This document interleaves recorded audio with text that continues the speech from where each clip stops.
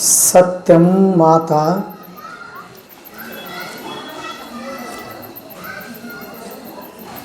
ज्ञानं पिता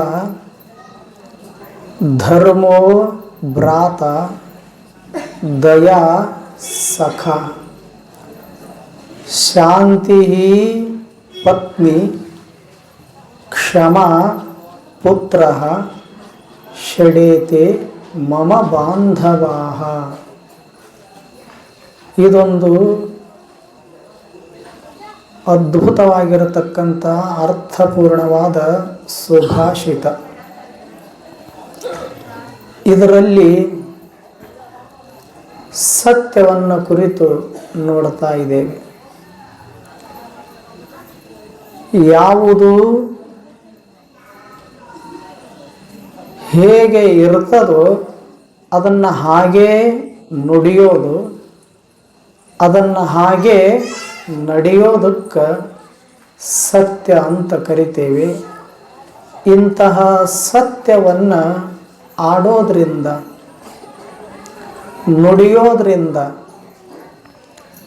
ಆಚರಣೆಯನ್ನು ಮಾಡೋದ್ರಿಂದ ನಮ್ಮ ಬದುಕಿನೊಳಗೆ ಸಂತಸದ ತಂಗಾಳಿ ಸುಳಿತದೆ. ಬದುಕು ಸಮೃದ್ಧತೆಯಿಂದ ಕೂಡುತ್ತದೆ. ನಿತ್ಯ ಜೀವನದಲ್ಲಿ ಸುಖ, ಶಾಂತಿ, ನೆಮ್ಮದಿ ಅನ್ನುವಂಥದ್ದು ನೆಲೆಗೊಳ್ಳುತ್ತದೆ. ಆದ್ದರಿಂದ ಮನುಷ್ಯನೇ, ನೀನು ಒಂದಿಷ್ಟು ಸತ್ಯದ ಮಾರ್ಗದೊಳಗೆ ಬದುಕಲಿಕ್ಕೆ ಒಂದಿಷ್ಟು ಪ್ರಯತ್ನ ಮಾಡು. ಅಪ್ಪಿ ತಪ್ಪಿ ಸುಳ್ಳಿನ ಮಾರ್ಗದೊಳಗೆ ನಡೆಯುವಂಥ ಪ್ರಯತ್ನ ಮಾಡಬೇಡ ಅಂತ ತಿಳ್ಕೊಂಡು ಬಲ್ಲವರು ಹೇಳ್ತಾ ಇದ್ದಾರೆ. ಸತ್ಯ ಏನು ಮಾಡ್ತದಂತ ಕೇಳಿದ್ರೆ ನಮ್ಮನ್ನು ಶ್ರೇಷ್ಠರನ್ನಾಗಿ ಮಾಡ್ತದೆ. ನಮ್ಮ ಬದುಕಿನೊಳಗೆ ಒಂದಿಷ್ಟು ಬೆಳಕನ್ನು ಚೆಲ್ತದೆ. ಸೂರ್ಯ ಚಂದ್ರ ಎಲ್ಲಿ ತನಕ ಇರ್ತಾರ ಅಲ್ಲಿ ತನಕ ನಮ್ಮ ಹೆಸರು ಉಳಿಬೇಕಾಗಿತ್ತು ಜಗತ್ತಿನೊಳಗಂದ್ರೆ ನೀ ಏನು ಮಾಡು, ಒಂದಿಷ್ಟು ಸತ್ಯ ಹೇಳೋದನ್ನು ಕಲಿ. ಸತ್ಯವನ್ನು ರೂಢಿಸಿಕೊಂಡು ಬಾಳಿ ಬದುಕೋದನ್ನು ಕಲಿ ಅಂತ ತಿಳ್ಕೊಂಡು ಜ್ಞಾನಿಗಳು ಹೇಳ್ತಾ ಇದ್ದಾರೆ. ಅದಕ್ಕೆ ಬಸವಣ್ಣವರಂತಾರ ವಚನದೊಳಗೆ, ಕೊಲುವೆನೆಂಬ ಭಾಷೆ ದೇವನದು, ಗೆಲುವೆನೆಂಬ ಭಾಷೆ ಭಕ್ತನದು ನೋಡ.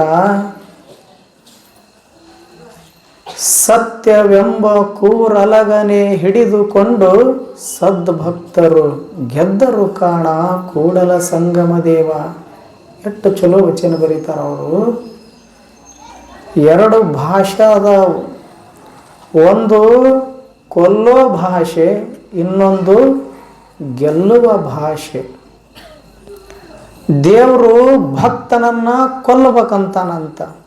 ಕೊಲ್ಲುವೆನೆಂಬ ಭಾಷೆ ದೇವನದು, ಗೆಲುವೆನೆಂಬ ಭಾಷೆ ಭಕ್ತನದು ನೋಡ. ಬಹಳ ಅದ್ಭುತ ವಚನ ಇದು. ದೇವ್ರು ಏನು ಮಾಡ್ತಾನ, ಭಕ್ತನನ್ನ ಪರೀಕ್ಷೆಗೆ ಒಳಪಡಿಸ್ತಾನ. ನೀವು ಎಷ್ಟೇ ದೇವನನ್ನ ಕುರಿತು ಭಕ್ತಿ ಮಾಡ್ರಿ, ಒಮ್ಮೆಮ್ಮೆ ಹಿಂಗೆ ಅನಿಸ್ತದಲ್ಲ ಭಕ್ತಿ ಮಾಡೋರಿಗೆ, ನಾ ಸೋಮವಾರ ದಿವಸ ಬಸವಣ್ಣನ ಹೆಸರಿನ ಮ್ಯಾಲ ಏನು ಉಪವಾಸ ಮಾಡ್ತೀನಿ, ಶನಿವಾರ ಹನುಮಂತ ದೇವ್ರ ಮ್ಯಾಲ ಉಪವಾಸ ಮಾಡ್ತೀನಿ. ಏನು ವಾರಗಳಂತ ಏನದವಲ್ಲ, ಪ್ರತಿಯೊಂದು ವಾರಕ್ಕೂ ಸಹಿತ ದಿವಸಕ್ಕೂ ಸಹಿತ ನಾನು ಉಪವಾಸ ಮಾಡ್ತೀನಿ, ನೇಮ ನಿತ್ಯಾದಿಗಳ ಆಚರಣೆಯನ್ನು ಮಾಡ್ತೀನಿ, ಭಾಳ ಭಕ್ತಿಯಿಂದ ನಡ್ಕೋತೀನಿ. ಯಾರಿಗೂ ನೋವು ಮಾಡಿಲ್ಲ, ಯಾರಿಗೂ ಏನೂ ಅನ್ನೋದಿಲ್ಲ, ಆಡೋದಿಲ್ಲ. ಆದರೂ ಸಹಿತ ನನ್ನ ಬದುಕಿನೊಳಗೆ ಇಷ್ಟ್ಯಾಕೆ ಕಷ್ಟ ಕೊಡ್ತಾನ ದೇವರು ಭಗವಂತ, ಇಷ್ಟ್ಯಾಕೆ ನೋವು ಕೊಟ್ಟ, ಇಷ್ಟ್ಯಾಕೆ ದುಃಖ ದುಮ್ಮಾನಗಳನ್ನು ಕೊಡಾಕತ್ತೇನಂತ ಒಂದೊಂದು ಸರತಿ ಅನಿಸೋದಿಲ್ಲ, ನಮಗನಿಸ್ತಿರ್ತದೆ. ಆವಾಗ ತಿಳ್ಕೋಬೇಕು, ದೇವರು ನಮ್ಮನ್ನು ಪರೀಕ್ಷೆ ಮಾಡಾಕತ್ತೇನಂತ ಭಾವಿಸಿಕೊಳ್ಳಬೇಕು. ಕೆಲವರು ಭಾಳ ದುಃಖ ಬಂತು ಅಂದ್ರೆ, ಭಾಳ ತ್ರಾಸ ಆಯಿತು ಅಂದ್ರೆ ಮನೆಯವ್ರನ್ನ ಬೈದಲ್ಲ ದೇವ್ರನ್ನ ಬೈತಾರೆ. ನನ್ನ ಪಾಲಿಗೆ ದೇವ್ರಿಲ್ಲ ಅಂತಾರೆ. ಇವ್ರಿಲ್ಲ ಅಂದ ಕೂಡಲೇ ದೇವ್ರು ಇಲ್ಲೇನು? ದೇವರು ಇಲ್ಲ ಅಂತ ಅನ್ನಕ್ಕೆ ಬರೋದಿಲ್ಲ. ಆದರೂ ಸಹಿತ ಸಿಟ್ಟಿನೊಳಗೆ ಮನುಷ್ಯನ ಸ್ವಭಾವ, ನನ್ನ ಪಾಲಿಗೆ ದೇವ್ರಿಲ್ಲ ಅಂತ ಹಿಂಗೆಲ್ಲ ಅನ್ಕೋತ ಕೂಡ್ತೀವಿ. ಕಾರಣ ಅಷ್ಟು ಕಷ್ಟಗಳನ್ನು ಕೊಡ್ತಿರ್ತಾನ ದೇವರು, ಪರೀಕ್ಷೆ ಮಾಡ್ತಿರ್ತಾನ. ಇದರ ಉದ್ದೇಶ ಕೊಲ್ಲಬೇಕಂತ ದೇವನದು. ಆದ್ರೆ ಭಕ್ತ ದೇವನ ಜೊತೆಗೆ ಹೋರಾಟ ಮಾಡ್ತಾನ. ದೇವನಿಗೂ ಭಕ್ತನಿಗೂ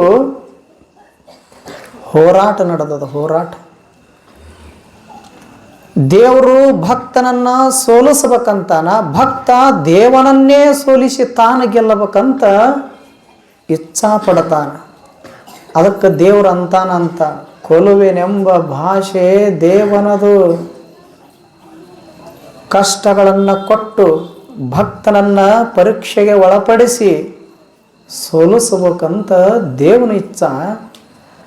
ಆ ಭಕ್ತ ಒಡ್ಡಿರತಕ್ಕಂಥ ಎಲ್ಲ ಪರೀಕ್ಷೆಗಳನ್ನು ನಾನು ನಿಭಾಯಿಸಿಕೊಂಡು, ಆ ಎಲ್ಲ ಕಷ್ಟಗಳನ್ನು ನುಂಗಿಕೊಂಡು ನಾನು ದೇವನ ಜೊತೆಗೆ ಗೆಲ್ಲಬೇಕಂತ ಭಕ್ತ ಇಚ್ಛಾ ಪಡ್ತಾನಂತ. ಗೆಲುವೆನೆಂಬ ಭಾಷೆ ಭಕ್ತನದು ನೋಡ. ಮತ್ತು ಹೇಗೆ ಗೆಲ್ಲತಾನ ಭಕ್ತ ದೇವನ ಜೊತೆಗೆ ಹೋರಾಟ ಮಾಡಿ ಅಂತ ಕೇಳಿದ್ರೆ, ಮುಂದೊಂದು ಚಲೋ ಮಾತು ಹೇಳ್ತಾರೆ ಅವರು ಬಸವಣ್ಣನವರು. ಸತ್ಯವೆಂಬ ಕೂರಲಗನೆ ಹಿಡಿದುಕೊಂಡು. ಎಷ್ಟು ಚಲೋ ಹೇಳ್ತಾರ. ಯಾವ ಆಧಾರದ ಮೇಲೆ ದೇವನ ಜೊತೆಗೆ ಹೋರಾಟ ಮಾಡೋದು?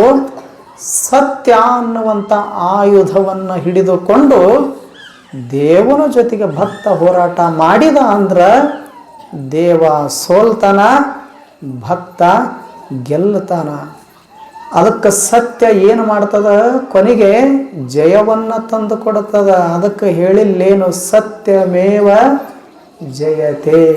ಎಷ್ಟು ಚಲೋ ಹೇಳ್ಯಾರ ಬಲ್ಲವರು. ಎಲ್ಲಿ ಸತ್ಯ ಇರುತ್ತದ ಅಲ್ಲಿ ಗೆಲುವಿರುತ್ತದ. ಎಲ್ಲಿ ಸತ್ಯ ತುಂಬಿರುತ್ತದೋ ಅಲ್ಲಿ ಸಂತಸ ಇರುತ್ತದ. ಎಲ್ಲಿ ಸತ್ಯ ಹಾಸು ಹೊಕ್ಕಾಗಿರುತ್ತದೋ ಅಲ್ಲಿ ಏನಿರ್ತದ? ಎಲ್ಲ ಸೌಖ್ಯನೂ ಸಹಿತ ತುಂಬಿಕೊಂಡಿರುತ್ತದೆ. ಆದ್ದರಿಂದ ಮನುಷ್ಯನೇ ಸತ್ಯವನ್ನು ಬಿಟ್ಟು ಬದುಕಾಕ ಹೋಗಬೇಡ. ಸುಳ್ಳಿನ ಹಾದಿ ಹಿಡಿಲಿಕ್ಕೆ ಹೋಗಬೇಡ. ಸುಳ್ಳೇ ಜೀವನ ಅಂತ ತಿಳ್ಕೊಂಡು ಆ ಸುಳ್ಳಿನ ಮಾರ್ಗದೊಳಗೆ ಬದುಕಾಕ ಹೋಗಬೇಡ ಅಂತ ತಿಳ್ಕೊಂಡು ಹೇಳ್ತಾರ. ಸುಳ್ಳಿನಗಿಂತಲೂ ಮಿಗಿಲಾದ ಪಾಪ ಬೇರೊಂದಿಲ್ಲ. ಒಬ್ಬರ ಮನಸ್ಸಿಗೆ ನೋವು ಮಾಡೋದೂ ಪಾಪ, ಒಬ್ಬರ ಜೀವವನ್ನು ತೆಗೆಯೋದಕ್ಕೂ ಪಾಪನ ಅಂತ ಕರೀತಾರ. ಇದಕ್ಕಿಂತ ಮಿಗಿಲಾದ ಪಾಪ ಯಾವುದಂತ ಕೇಳಿದ್ರು ಸುಳ್ಳು ಹೇಳೋದು ಅಂತ ಹೇಳ್ತಾರ ಅವರು. ಸತ್ಯ ಬರಾಬರ ತಪ ನಹಿ, ಜೂಟ್ ಬರಾಬರ ಪಾಪ ನಹಿ. ಎಷ್ಟು ಚಲೋ ಹೇಳ್ತಾರ ಹಿಂದಿ ಒಳಗೆ. ಸತ್ಯಕ್ಕೆ ಸಮಾನವಾದ ತಪಸ್ಸಿಲ್ಲ, ಸುಳ್ಳಿಗೆ ಸಮಾನವಾಗಿರತಕ್ಕಂಥ ಪಾಪವಿಲ್ಲ. ಏನು ಅದ್ಭುತ ಮಾತು ಹೇಳ್ತಾರೆ ಅವರು ಜ್ಞಾನಿಗಳು. ಸತ್ಯಕ್ಕೆ ಸಮಾನವಾದ ತಪವಿಲ್ಲ. ಬಹಳಷ್ಟು ಜನ ನಾ ತಪಸ್ಸು ಮಾಡ್ತೀನಿ ಅಂತ ತಿಳ್ಕೊಂಡು ಹಿಮಾಲಯ ಪರ್ವತದೊಳಗೆ ಕೂತಾರ. ಇನ್ನು ಕೆಲವರು ಗುಡ್ಡ ಗವಿ ಗೌಹರದೊಳಗೆ ಹೋಗಿ ಕೂತಾರ. ಮುಡಿ ಬಿಟ್ಟ ಮಾತ್ರಕ್ಕೆ, ದಾಡಿ ಬಿಟ್ಟ ಮಾತ್ರಕ್ಕೆ ಕೈಯೊಳಗ ಕಮಂಡಲ ಹಿಡಿದು ಒಂದು ಕೈಯೊಳಗ ರುದ್ರಾಕ್ಷಿ ಮಾಲೆಯನ್ನು ಹಿಡ್ಕೊಂಡು ನಾ ತಪಸ್ಸು ಮಾಡ್ತೀನಿ ಅನ್ನೋರು ತಪಸ್ವಿಗಳಲ್ಲ. ತಪಸ್ಸು ಸಾಧಿಸಲಿಕ್ಕೆ ಗುಡ್ಡದೊಳಗೆ ಹೋಗಿ ಕೂಡ್ಬೇಕಂತೇನಿಲ್ಲ, ಪರ್ವತದ ಶ್ರೇಣಿಯೊಳಗೆ ಹೋಗಿ ಕೂಡ್ಬೇಕಂತೇನಿಲ್ಲ. ನೀ ಇಲ್ಲೇ ಸಿರಗಾಂವ್ ವಾಡಿ ಒಳಗನ ಇರು. ಆದ್ರೆ ಪ್ರತಿನಿತ್ಯ ನೀನು ಪ್ರತಿ ಮಾತಿನೊಳಗ ಸತ್ಯವನ್ನು ನುಡಿತಿದ್ದಿ ಅಂದ್ರೆ ನಿನ್ನಷ್ಟು ಶ್ರೇಷ್ಠ ತಪಸ್ವಿಗಳು ಜಗತ್ತಿನೊಳಗೆ ಯಾರೂ ಇಲ್ಲ. ಅದಕ್ಕೆ ಅವರಂತರ ಸತ್ಯ ಬರಾಬರ ತಪ ನಹಿ. ಸತ್ಯಕ್ಕೆ ಸಮಾನವಾದ ತಪಸ್ಸು ಮತ್ತೊಂದಿಲ್ಲ ಮನುಷ್ಯನೇ. ಸುಳ್ಳಿಗೆ ಸಮಾನವಾಗಿರತಕ್ಕಂಥ ಪಾಪ ಇನ್ನೊಂದಿಲ್ಲ. ನಿಜವಾದ ಪಾಪ ಹೇಗೆ ಅಂಟಿಕೊಳ್ಳುತ್ತದ, ಹೇಗೆ ಬರ್ತದ ಅಂತ ಕೇಳಿದ್ರೆ ಸುಳ್ಳು ಹೇಳೋದ್ರಿಂದ ಬರುತ್ತದೆ. ಈಗ ಸುಮ್ಮ ನಿಮ್ಮ ಮನಸ್ಸಿನೊಳಗೆ ನೀವ ಚಿಂತನೆ ಮಾಡಿರಿ, ಇಲ್ಲಿ ತನಕ ಯಾರ್ಯಾರು ಎಷ್ಟು ಸುಳ್ಳು ಹೇಳಿರಿ, ಎಷ್ಟು ಸುಳ್ಳು ಹೇಳಿರಿ. ಸುಳ್ಳು ಹೇಳಲಾರದವ್ರು ಒಬ್ಬರ ಕೈ ಎತ್ತರಿ ನೋಡೋಣ. ನಾವಂತರೂ ಹೇಳಿವಿ, ಒಪ್ಕೊಂತೀವಿ. ನೀವು ಒಬ್ಬರು ಹೇಳಿಲ್ಲ, ನಾವು ಕರೆನ ನುಡಿತೀವಿ, ಸತ್ಯವನ್ನೇ ನುಡಿತೀವಿ, ಎಲ್ಲರೂ ನಾವು ಹರಿಶ್ಚಂದ್ರಗೆ ಸಂಬಂಧಿಕರದೀವಿ ಅನ್ನೋರು ಕೈ ಎತ್ತರಿ ಒಬ್ಬರ ಯಾರು ಸಿಗೋದಿಲ್ಲ ಜಗತ್ತಿನೊಳಗೆ. ಕೆಲವರು ಹಿಂಗೆ ಸುಳ್ಳು ಹೇಳ್ತಾರಲ್ಲ, ಭಾಳ ವಿಪರೀತ ಸುಳ್ಳು ಹೇಳ್ತಾರೆ. 3 ಜನ ಕೂತಿದ್ರು, 3 ಜನ ಹನುಮಂತೇವ್ರ ಗುಡಿ ಕಟ್ಟಿ ಮೇಲೆ ಕೂತಿದ್ರು. 3 ಜನ ಯುವಕರು, ತರುಣರು, ಹುಡುಗರು. ಮೊದಲನೇದಾವ ಹೇಳಿದ, ಮೊದಲನೇದಾವ ನೋಡು, ನಮ್ಮ ಅಜ್ಜಿದ್ದ, ಅವ ಭಾಳ ಚಲೋ ಈಜಾಡ್ತಿದ್ದ ಬಾವಿಯೊಳಗೆ.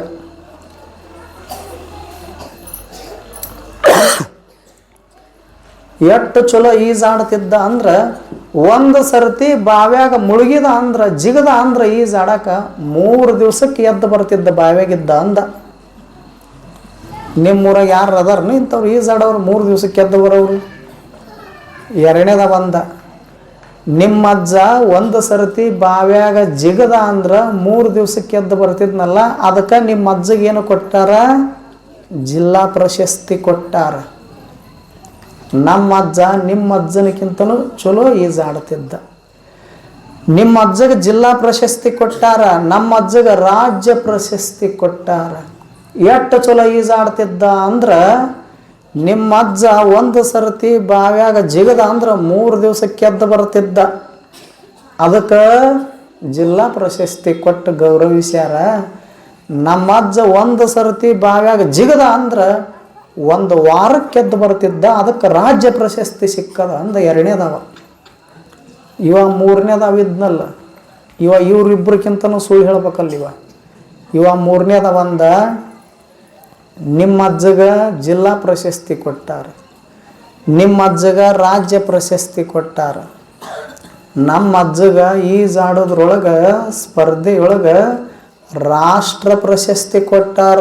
ಅಷ್ಟು ಭಾರಿ ಶ್ರೇಷ್ಠ ಈಜುಗಾರ ನಮ್ಮ ಅಜ್ಜ ಅಂತ 3ನೇದವ ಹೇಳಿದ. ಇವರಿಬ್ಬರು ಕೇಳಿದರು, ನಿಮ್ಮ ಅಜ್ಜ ಹೆಂಗೆ ಈಜಾಡ್ತಿದ್ದ ಹೇಳು ಅಂದರು. ಅವ 3ನೇದವ ಅಂದ, ಈಗ ನನಗೆ 30 ವರ್ಷ, ನನಗಂದ್ರೆ ನನಗಲ್ಲ, 3ನೇದವ ಹೇಳಕತ್ತೇನೆ ಕತೆ ಇದು. ನನಗೀಗ 30 ವರ್ಷ, ನಾ ಎಂದು ಹುಟ್ಟೀನಿ ಅಂದ ಜಿಗದಾನ ಬಾವ್ಯಾಗ ನಮ್ಮ ಅಜ್ಜ ಇನ್ನೂ ಬಂದಿಲ್ಲ ಅಂದವ. ಅಂದ್ರೆ ಇನ್ನೂ ಬಂದಿಲ್ಲ ಅಂದ್ರೆ ನೀರು ಕುಡ್ದು ಹೋಗ್ಯಾನಂತ ಮ್ಯಾಲ. ಮತ್ತು ಹಿಂಗೆ ಸುಳ್ಳು ಹೇಳ್ಕೋತ ಕೂತಿದ್ರಲ್ಲ, ಇದು ಯಾರಿಗಾದರೂ ಲಾಭದ ಏನು, ಯಾರಿಗಾದರೂ ಉಪಯೋಗದ ಏನು? ಯಾರಿಗೂ ಉಪಯೋಗ ಇಲ್ಲ. ಅವ್ರ ಬದುಕಿನೊಳಗೂ ಈ ಮಾತು ಬೆಳಕು ಚೆಲ್ಲೋದಿಲ್ಲ, ಕೇಳೋರ ಬದುಕಿನೊಳಗೂ ಈ ಮಾತು ಪ್ರಯೋಜನ ಆಗೋದಿಲ್ಲ. ಸುಖ ಸುಮ್ಮನೆ ಹೊತ್ತು ಹೋಗಲಿ ಅಂತ ತಿಳ್ಕೊಂಡು ಇಂಥ ಸುಳ್ಳು ಮಾತುಗಳನ್ನು ಆಡ್ಕೋತ ಕೂತೇವೆ ಅಂದ್ರೆ ಬದುಕು ಸುಳ್ಳಿನ ಬದುಕಾಗುತ್ತದೆ ಹೊರತು ಸತ್ಯದ ಬದುಕಾಗೋದಿಲ್ಲ. ಸಂತರು, ಶರಣರು, ಜ್ಞಾನಿಗಳು, ಅನುಭಾವಿಗಳು ಇದೇ ಜಗತ್ತಿನೊಳಗೆ ಬಾಳಿ ಬದುಕಿ ಹೋದರು. ಅವರು ಒಂದು ದಿವಸನೂ ಸಹಿತ, ಒಂದು ಮಾತನ್ನು ಸಹಿತ ಸುಳ್ಳು ಆಡಲಿಲ್ಲ.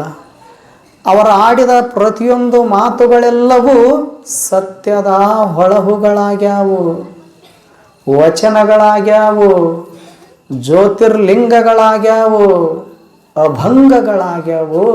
ಹಾಗೆ ಮನುಷ್ಯನೇ ನೀನು ಸತ್ಯವನ್ನು ಹೇಳೋದು ಕಲಿ, ಸುಳ್ಳು ಹೇಳಾಕ ಹೋಗಬೇಡ. ಸತ್ಯಂ ವದ ಧರ್ಮಂ ಚರ. ಎಷ್ಟು ಚಲೋ ಹೇಳ್ತಾನ, ಸತ್ಯವನ್ನು ನುಡಿ, ಧರ್ಮದ ಹಾದಿಯೊಳಗೆ ನಡಿ. ಇಟ್ಟು ಮಾಡು, ನಿನ್ನ ಬದುಕು ಭವ್ಯ ಆಗ್ತದೆ. ಅದಕ್ಕೆ ಇಂತಹ ಸತ್ಯಕ್ಕೆ ತಾಯಿ ಅಂತ ಕರೆದಾರ. ಸತ್ಯಂ ಮಾತಾ. ಮಾತೆ ಏನು ಮಾಡ್ತಾಳ?